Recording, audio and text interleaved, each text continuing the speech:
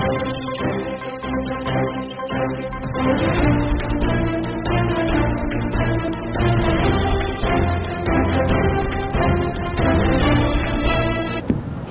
को लेके राजस्थान के सरकार और राजस्थान के मुखिया और कांग्रेस के नेता इस तरीके का भ्रम फैलाने की कोशिश कर रहे हैं।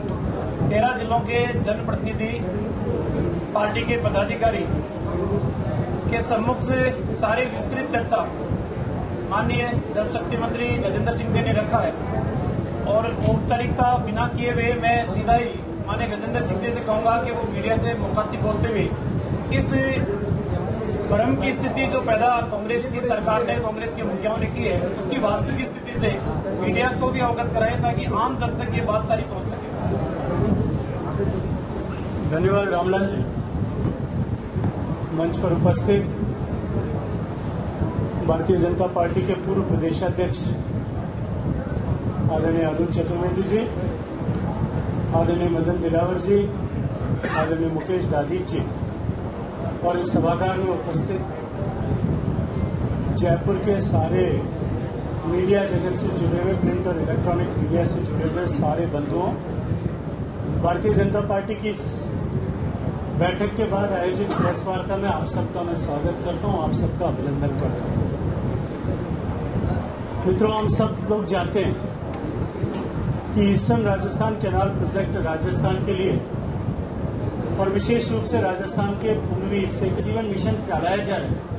उस दृष्टिकोण से भी ये ईस्टर्न राजस्थान कैनाल प्रोजेक्ट अत्यंत महत्वपूर्ण है। राजस्थान के लिए इस महत्वपूर्ण विषय को लेकर के जिस तरह से वर्तमान गहलोत सरकार राजनीति करके इस ईआरसीपी को राजनीतिक हथियार के रूप में काम लेना चाहती है और इसको लेकर के इन पूरे जिले में नहीं, अभी तो पूरे राजस्थान में जिस तरह की भ्रांति पैदा करने का प्रयास गहलोत साहब की सरकार ने किया है, आदरणीय गहलोत साहब ने खुद किया।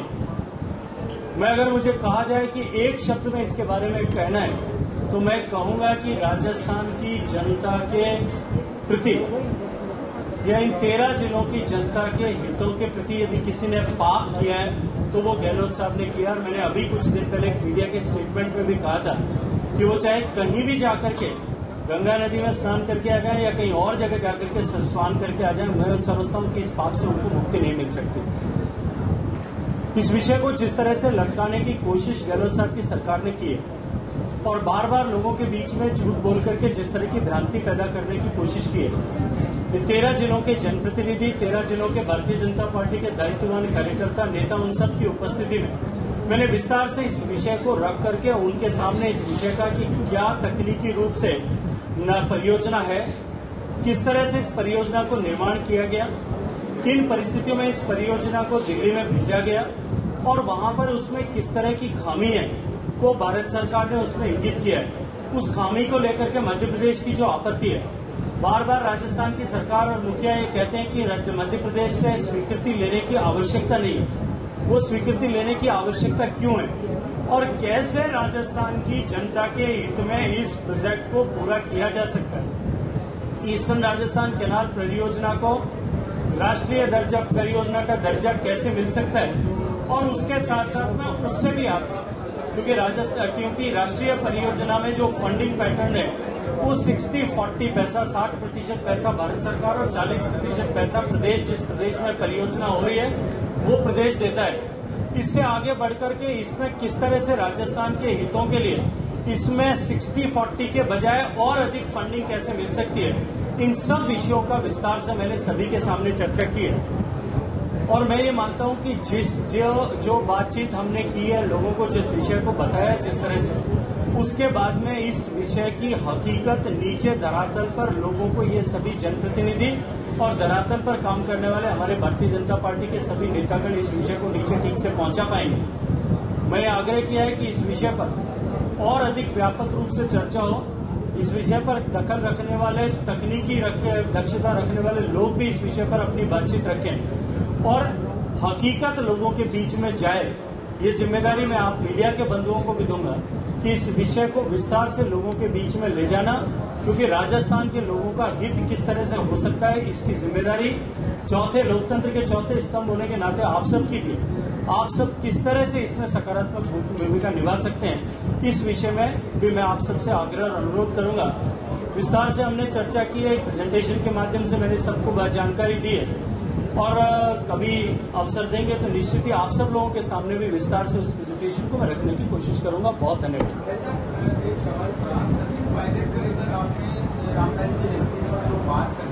वो बड़ा इशू बन चुका है, उसको लेकर ट्विटर बात कर रहा है, बयान दे रहे हैं, नारेबाजी कह रहे हैं, शाम को अपन मिले हुए हैं सरकार को।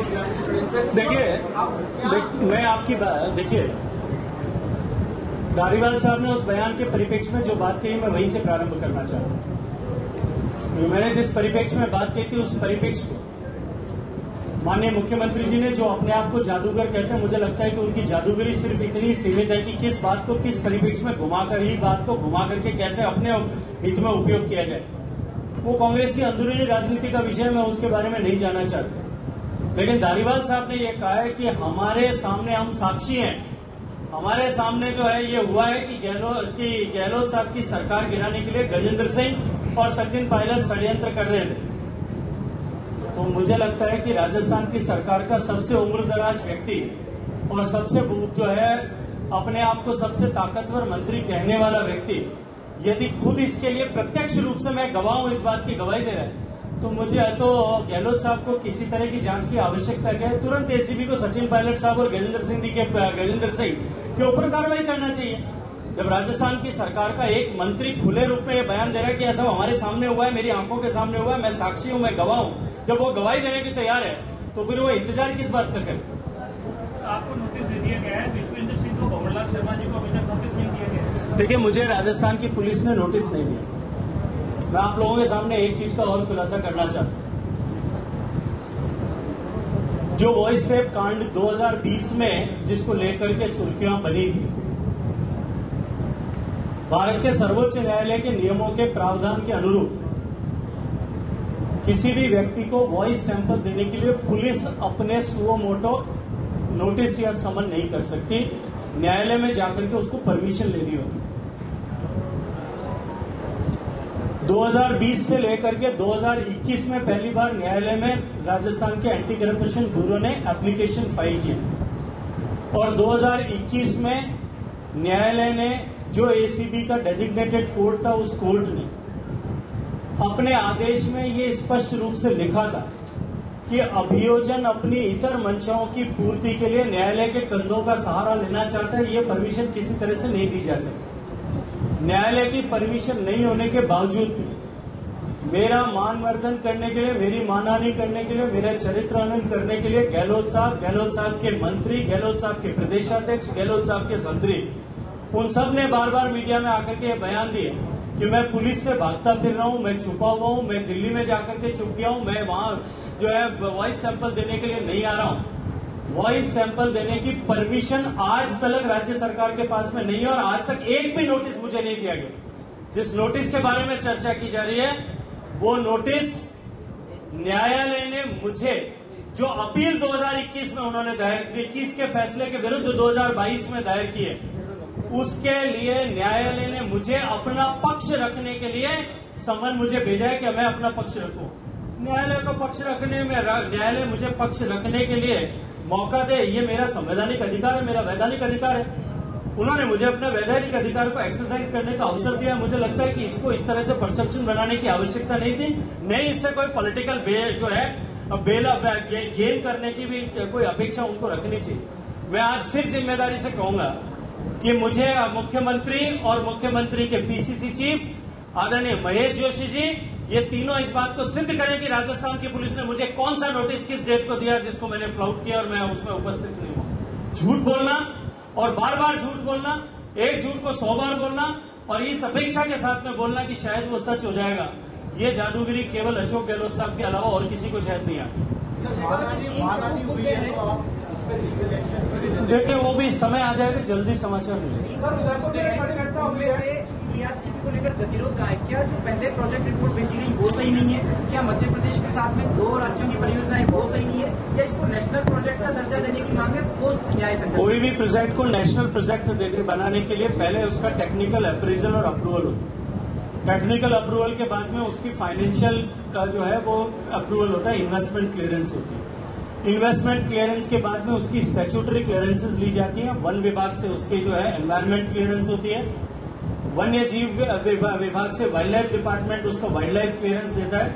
उसके बाद में उसको जो है कैबिनेट राष्ट्रीय परियोजना का दर्जा देती है। इन 4 बिंदुओं में से एक भी बिंदु अभी तक राजस्थान की सरकार कंप्लाई नहीं कर पाई। अपनी विफलताओं का ठीकरा केंद्र सरकार पर फोड़ने की कोशिश वो निरंतर कर रही है। इनको कंप्लाई करे राष्ट्र की परियोजना देने के लिए, हम तो तैयार बैठेंगे राजस्थान सरकार इसको कंप्लाई करके लेके आए, इन कंडीशंस को कंप्लाई करे और यहाँ आकर के हमको जो है हमको दे। हम तुरंत राजस्थान के इन करोड़ों लोगों के हितों में तुरंत ये इसको राष्ट्रीय परियोजना या उससे भी आगे बढ़ करके इसमें कैसे फंडिंग होगी इसके ऊपर बैठ करके इसके ऊपर काम करना चाहते हैं।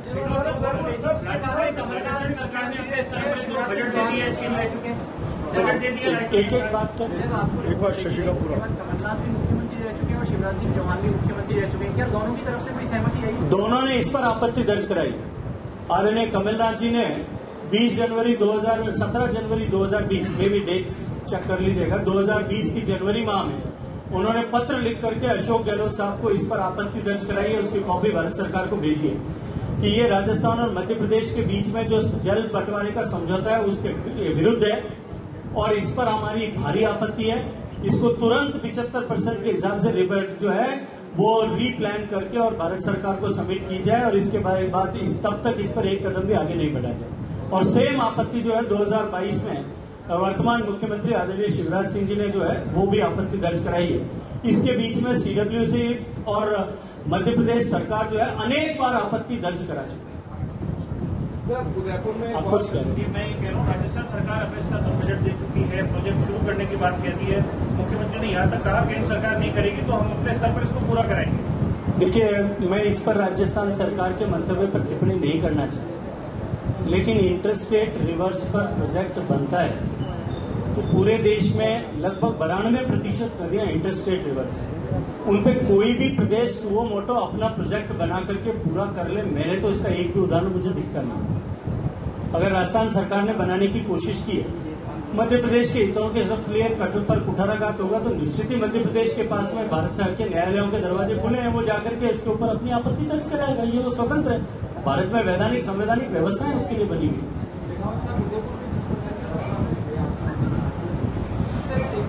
देखिए, निश्चित रूप से दुर्भाग्यपूर्ण है और राजस्थान सरकार और राजस्थान सरकार के मुखिया जिस तरह से इन विषयों को तूल देते हैं और जिस तरह से आगे बढ़ करके इन विषयों पर खुद नेतृत्व करते हैं, वो ऐसे अराजक तत्वों को, ऐसे असामाजिक तत्वों को इस तरह की घटनाओं को अंजाम देने के लिए प्रोत्साहित करते हैं। राजस्थान में जिस तरह से लॉ एंड ऑर्डर के हालात है, मुझे लगता है कि इसी मंच से बैठ करके अनेक बार इस प्रेस कॉन्फ्रेंसेस में इस बार की बातचीत की गई होगी। वो जो राजस्थान के धवल इतिहास पर कालिक पोतने के जितने अब तक अवसर हैं, राजस्थान की सरकार ने अपने लॉ एंड ऑर्डर फेलियर के एक और उदाहरण के माध्यम से, और मैं ऐसा इसलिए कह रहा हूं जिम्मेदारी पूर्वक कि उसने 1 सप्ताह के भीतर पहले भी इस बात के लिए उसने पुलिस को आगाह किया था कि मुझे इस तरह के इस टेलीफोन नंबर से धमकी भरे कॉल आ रहे हैं, लेकिन उसके बाद में भी उसको किसी तरह की जो है सुरक्षा मुहैया नहीं कराई गई थी। मुझे लगता है कि इस बात की निश्चित रूप से जांच होनी चाहिए कि राजस्थान सरकार के किस व्यक्ति के दबाव में राजस्थान की पुलिस इस तरह के सामाजिक तत्वों को जो है रोकने के लिए कार्रवाई नहीं कर रही। रूप से सामान्य